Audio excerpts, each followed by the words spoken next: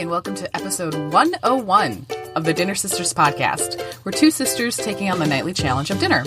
I'm Kate Schultz, living and working in Rhode Island. I'm a passionate cook and recipe collector, always thinking about my next meal. And I'm Betsy Wallace. I live, work, and raise a family in Atlanta, Georgia.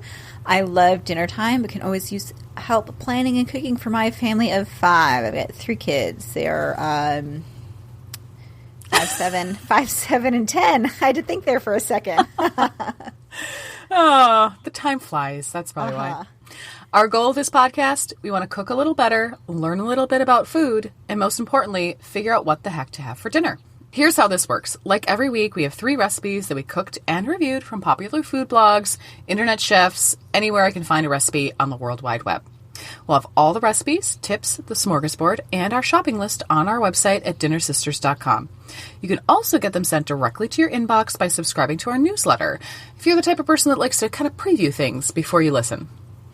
Okay, Kate, let's dive right in here. This week's recipes were a kale pesto pasta from Bon Appetit, egg foo young with mushroom sauce from Cooking Light, and easy rosemary garlic white bean soup from Budget Bites.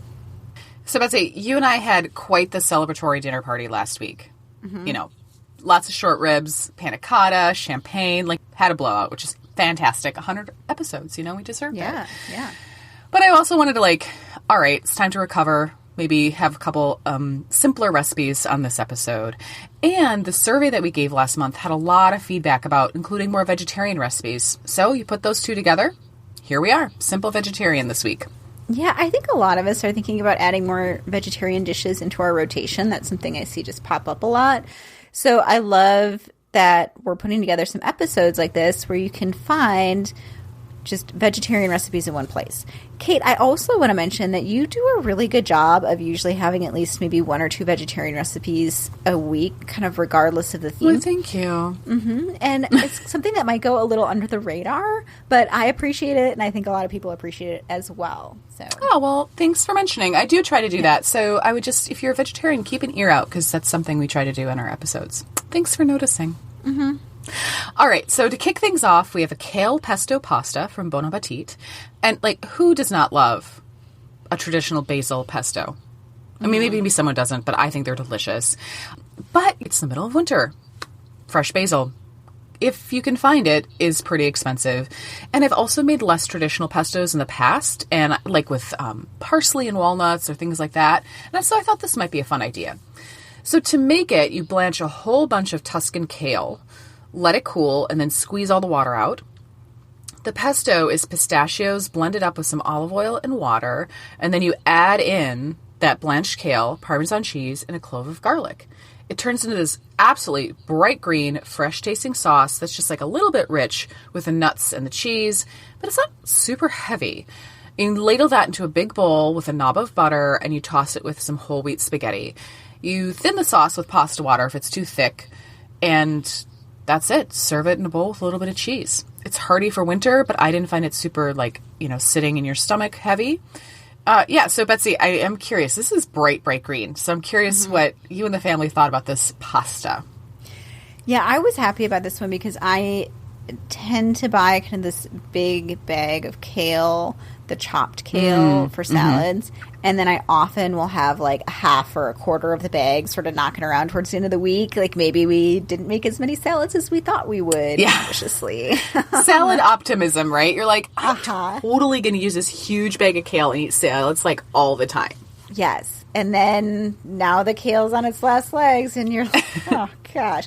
So this fit right in for me with this sort of use it up kind of recipe. So I was really happy about that. Oh, nice. I actually ordered my groceries this week through Instacart and they brought me regular instead of whole wheat pasta. So I ended up just not going totally healthy. I thought this was great. I was not sure how my kids were going to react. So I did kind of do a half and half with pesto. And then I had some pasta just with a red sauce. They tried the pesto. I will say no one went for a full bowl of it. It is very green. It's super fun. I think if you I don't make a lot of pestos just generally. I don't know. It's just not something that's in my regular mix.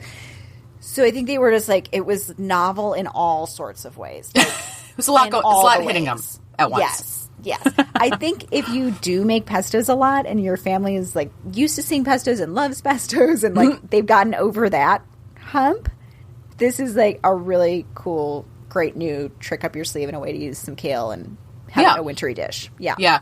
I couldn't find whole wheat pasta, and so I found that chickpea pasta called Banza. Have you seen it? It's like an orange people box. love this. Did you like it? I did like it. I liked it with this. I don't often. I think with other pasta, it can be it has a distinct taste, but I liked the taste with the kale. You know, and so for the sauce, I did have to thin it out quite a bit with the pasta water, but that wasn't a big deal. Mm-hmm. And I just like the taste. I like kale. If you don't like kale, don't make this recipe. Yeah, you know, I mean, it's it's not like hiding the taste or anything. I mean, you're not like, oh, is this basil pesto? It is not. It is definitely a hearty kale, but I do like that. And I made a whole big bowl of it because I wanted the picture, and I wasn't sad about that. I do kind of wish that instead of making the big bowl, I had just made one serving at a time, because reheating pasta with pesto is, it's like fine. That's not great. To store pesto, what I've done, and I think a lot of you probably have done, is you just put it in a jar with a thin layer of olive oil on the top to keep the air out, and that'll keep it green for like 4 or 5 days. So it won't last forever, but it will keep for like 4 or 5 days in the fridge, and then you just like make it and toss it with pasta. I actually had a hard-boiled egg, because I've been keeping the hard-boiled eggs in my fridge. I do know, yeah. Mm-hmm. And I was starving while I made dinner, and I was like, well, have your hard-boiled egg, and then I had some pesto, put the pesto on top of the hard-boiled egg. That was delicious. Yum. Right? Yeah, that's a great idea. Mm-hmm. Yeah. So it was like one of those fake deviled eggs kind of situations. Mm-hmm. Anyway, that was delicious. This is a 4 out of 5 for me. I really liked it. I was surprised how much I liked it. What's your rating, Betsy? Yeah, I'm giving it a 4 out of 5 also. I think I like it. Okay, Kate, the second recipe of the episode is egg foo young with mushroom sauce from Cooking Light. So, confession, egg foo young is one of those dishes that I will order if I've had a really brutal, long day, like from Chinese takeout. That is the thing. I just love an egg foo young. And so I jumped at the chance to make it for the podcast. And so if you've never had egg foo young, first of all, I feel bad for you. But it is like an egg omelet that's filled with veggies. You can get it with chicken and things, but I usually get the vegetarian. And you top it with this like brown gravy and eat it over rice. It is like just comfort food, right? Mm-hmm. And I looked it up, and it turns out that this was started to be made in the U.S. by Chinese immigrants in about the 30s. So it's one of those foods that had its origins in China with a much more complicated and probably like delicate dish. And then kind of when it came to immigrant cuisine, turned into this egg foo young. And there are versions of this like all over the world, which I thought was really interesting. So in any case, this is another version of it. And the Cooking Light version tries to lighten it up a bit. And yeah, so it's just one of those comfort foods. So to make it, you saute some pre-shredded carrots and green onions in a large skillet with some oil. And then you add a couple cups of broccoli slaw, that shredded black broccoli that comes in a bag, with some ginger and garlic. After a couple minutes, you add a tablespoon of rice wine vinegar and cook until the liquid is gone. And then you add in your egg mixture, which is 6 eggs that are beaten with tamari soy sauce, salt, and pepper. Pour it in and make sure you cover all the veggies, and you kind of tilt the pan and make sure it's covering everything. And then you just cook until the bottom is set. Put the whole pan under a broiler to finish up the top. You don't want it brown, just to set the eggs. And when that's done, you make a slurry of flour and water because you're going to start your gravy. Set that aside, and then you brown a package of sliced mushrooms in a medium saucepan. You add the flour mixture, and you cook until the mixture is nice and thick, like a gravy. And a little soy sauce at the end, a little salt and pepper. To serve it, you just cut the egg omelet into pieces, put it over some brown rice, and top it with the mushroom gravy. And a little bit of green onions if you're feeling fancy. So how'd this go, Betsy? So we liked this. It was easy, which is great. Felt healthy and kind of light. Yeah. I liked that you used the slaw mix. That I thought was like, you use both slaw mix and then you use the 90-second microwave brown rice for this. Is what you of course could make your own brown rice if you want, but the recipe calls for the 90-second pouches, which I did, which let me tell you was not sad about that the night of. That was great. I will say for this recipe, I would recommend kind of getting everything together before you start. Yeah. Because I put the veggies in the pan, the kind of the slaw, the cabbage and carrots and things like that. and then found myself having to work kind of fast to get the eggs out and all that type of thing. True. And I thought, yeah, ooh, I wish point. I would have done the eggs just before I put that in the pan. So just a note, I thought it was kind of like really quick to come together. Yeah, almost quicker than you think. You're like, whoa, hey now. Yeah, and so I was scrambling a little bit, and I thought, ooh, if I make this again, which I probably will, I would just sort of do everything first, get everything set, and then start cooking, which some recipes just move faster than others, and I thought this one moved particularly fast. So, yeah, I'll tell you, I definitely thought it tasted like a cooking light recipe. I had to actually mention that to Ryan because he was like, ooh, this tastes kind of like healthy. It sure is. It's a cooking recipe. And That's he funny. was definitely like snacking later that night because it's just it's not I mean, he shouldn't have been snacking, but he did anyways. But it's not a heavy meal. Like it's light. I don't think you would expect to come away with this feeling like you just had a roast chicken or something like that. Right. But yeah. it's perfect for a comfort food on the lighter side. For sure. I was thinking about this for your family. You could even tear up rotisserie chicken and throw it in there. Oh, into the kind of like omelet? Into the omelet. You know, because that's one of the things they do in Chinese takeout. I actually thought about that for myself. I was like, oh, if you want the chicken version of this, you just throw some chicken in there. Or I thought it'll be a little thicker. It'd take a little extra time to cook. But I think you could add in a couple extra eggs, Betsy. And just make it a slightly eggier dish. I liked the ratio of eggs to veggie, but I'm not like looking for a heavy meal at night a lot of times. So, but I think, I mean, also Ryan, maybe less snacking, dude. But, he loves a snack. He does love a snack. So there's sort of like, if it's a light dinner, it sort of green lights the snacking at night, which is maybe not a good thing anyway. So, That's all right. Yeah, so I will say this did taste like a lighter version, which was fine. The gravy kind of made it feel like a treat for me. So I was like, ooh, gravy. I don't know. I ended up eating leftovers for lunch a couple days, and the last day I actually ran out of the gravy. So I just ate it at room temperature like a frittata, which was also really good. I was like, oh, I just might make this as a frittata. Not do the gravy. So, yeah, it was just, and who doesn't like a recipe that just uses slaw and pre-shredded carrots, So this is a 4 out of 5 for me. Yeah, me too. I was happy we made this, and I did like how simple it was, healthy, felt lighter, but felt like comfort food. It checked a lot of boxes, so it was good. Yeah. Okay, last recipe of the day is easy rosemary garlic white bean soup from Budget Bites. So, Betsy, I was thinking about this. I think I actually sold you on this episode based on this recipe. Do you remember? I was like, there's a really easy bean soup. And you're like, how easy? And I was like, you're like, I've been sold this bill of goods before. Right. But this one is really simple, and the payoff is really nice in the end. It's just a simple white bean soup. Not completely smooth, but not brothy, with this just lovely flavors of rosemary and garlic. So you need 3 cans of white cannellini beans to make it. The first can goes into the blender, bean liquid and all. You just blend it up until it's completely smooth. And meanwhile, you're sauteing a bit of garlic, olive oil in a large soup pot. When it's fragrant and delicious, you add in some dried rosemary, some thyme, and a little crushed red pepper. Then the beans go in. So you drain the other 2 cans of beans, dump them in, put in your blended beans too, and a little bit of vegetable stock, and you simmer it for 15 minutes or so, just until, the beans are a little more tender. The soup is kind of, the flavors have all melded together and it's nice and hot.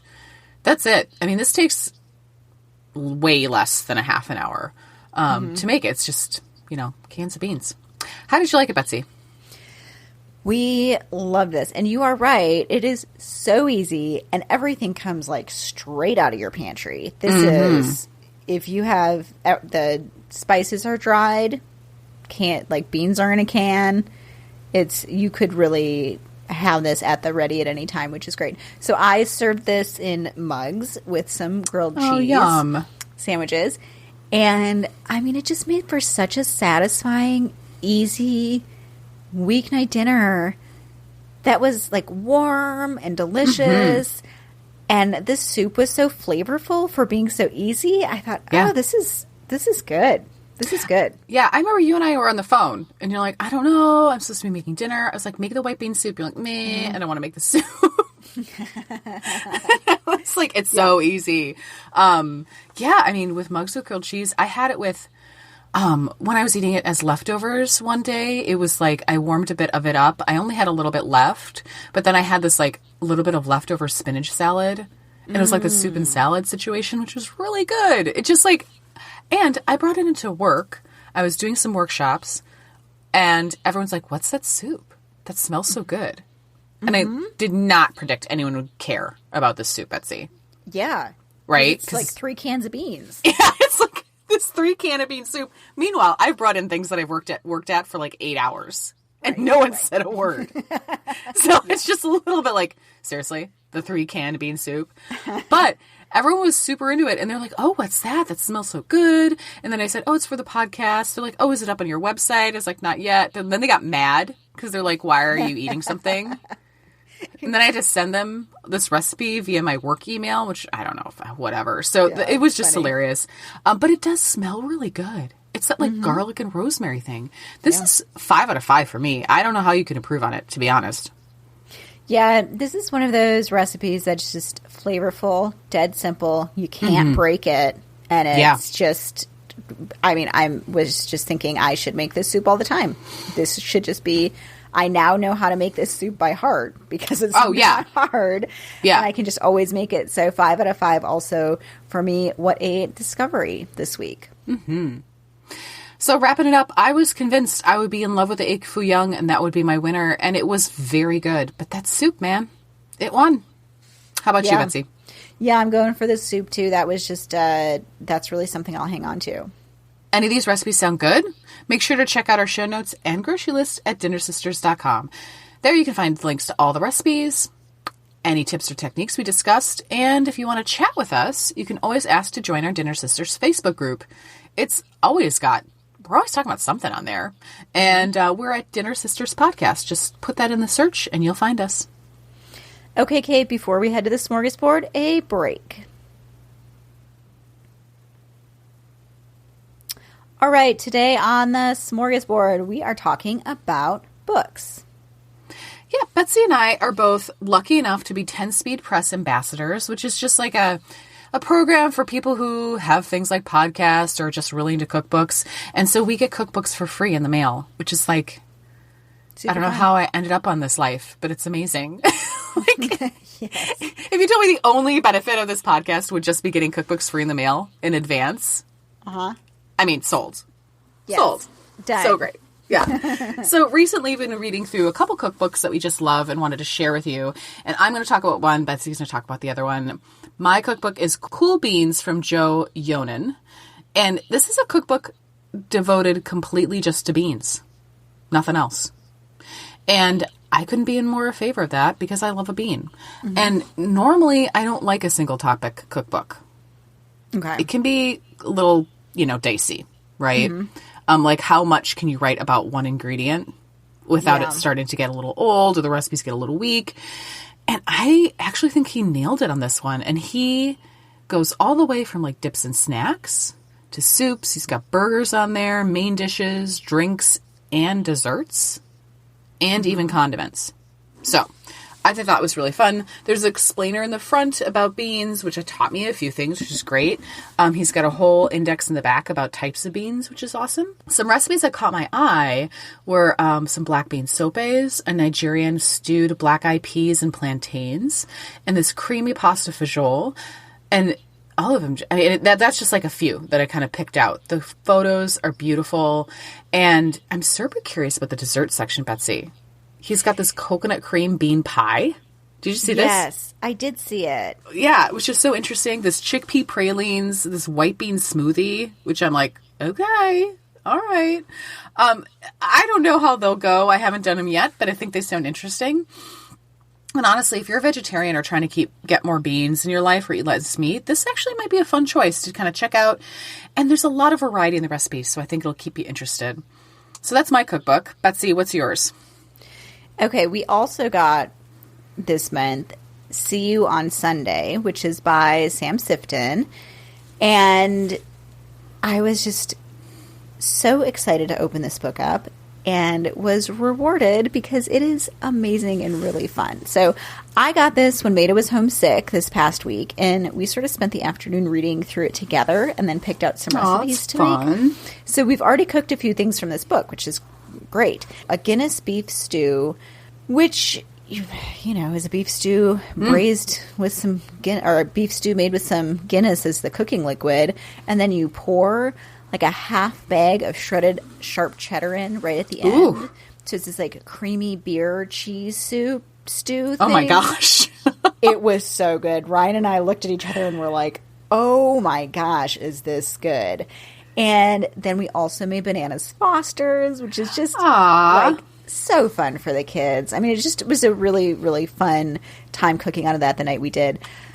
And so the whole premise of this book, it's meant to serve a little bit more than your average family. So think of recipes that are maybe written for like 6 to 8, even 10 people. Oh, wow. Okay. Rather than 4, because he's encouraging us to have people over for a Sunday supper.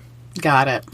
And so the book is also filled with stories about neighborhood get-togethers, cooking for his church, cooking with friends at the beach. There's a recipe called First Night Pasta, which he explains and kind of says that it's the meal he cooks the first night a group of family and friends gather for an occasion like a wedding or a baptism or a funeral or even at the beach for a vacation. It's kind of like his big pasta dish he always makes, and he calls it First Night Pasta. So, and I think we all kind of need recipes like this in our life, and I appreciated this sort of collection of very approachable, accessible meals for cooking for maybe just a little bit more than your family. So I thought it was great. I loved it. Yeah. Ringing endorsements for these cookbooks, we'll have them on our website. And since we're Amazon affiliates, you can always click through that link, support the podcast a little bit, and get an awesome cookbook. Yeah. So, Betsy, speaking of cookbooks, we have a fun project that you and I have been working on. And since you've been really spearheading this, I thought you maybe should talk a little bit more about it. Yes, Kate. One thing we've been thinking a lot about is how we now have 100+ episodes. Oh my gosh. And a ton of recipe recommendations, which is awesome. And we love that we found all of these recipes because you kind of go out into the wide world of the internet and go from a million recipes down to 3 a week, which is great. But it can also be a lot to take in. Just even if you've been following along over the past 2 years and you've sort of forgotten. Even that's a lot of recipes.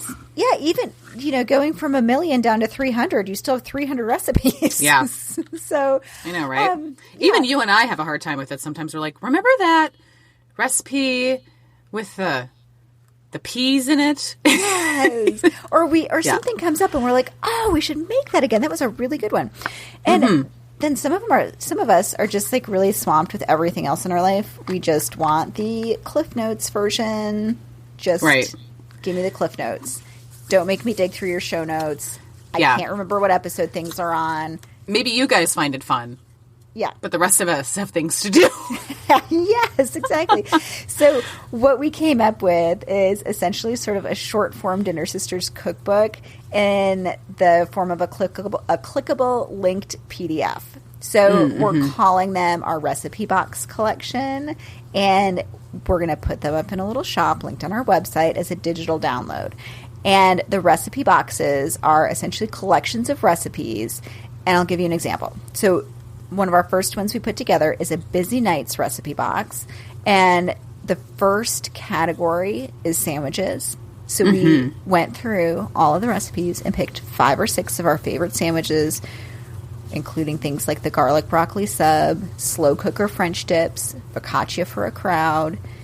In this PDF, there's a short description, there's a picture of the recipe, and then when you click on the picture for the recipe, like you're clicking on the French dip, it takes you directly to the recipe on the original website. So instead of clicking through a bunch of links, you can just see, oh, I do want to make these French dip sandwiches you all made. Click, and it gets you right there. No searching through the show notes. Right. No going to the recipe link. It's just no wondering when Kate will ever update the recipe index. Exactly. Yeah. So if you're on the email list this week, you will get a free soups and stews kind of mini recipe box book free with the newsletter. So you can kind of get a feel for the formatting and how it works. And you can take a look at that and see if that's something maybe you would like or would help you on your cooking journey with us here. And we're putting together some other recipe box collections too, like greatest hits, other things like that. So we're excited. So you can head on over to the website, click the link to the shop. You'll find those in there. They're not expensive, much as a cup of coffee, a fancy coffee, and it will be like you will be shortcut to success. Well, I'm really excited to hear what other recipe boxes people might want to see, Betsy. Like what are they looking for? And, if you do get a recipe box, let us know what you think. Yeah. All right, so that's what's for dinner this week. See you next time on The Dinner Sisters. We'll save a spot at the table for you. Would you like a little dinner in your inbox every week? Subscribe to our newsletter by going to our website at dinnersisters.com for show notes and, this week, a little preview of our new ebook. If you have some dinner ideas, you can always send us an email at dinnersisterspodcast@gmail.com. Last, as per usual, if you like what you're hearing, please tell a friend and then maybe review and subscribe. That's how people get to know us. Thanks and happy eating.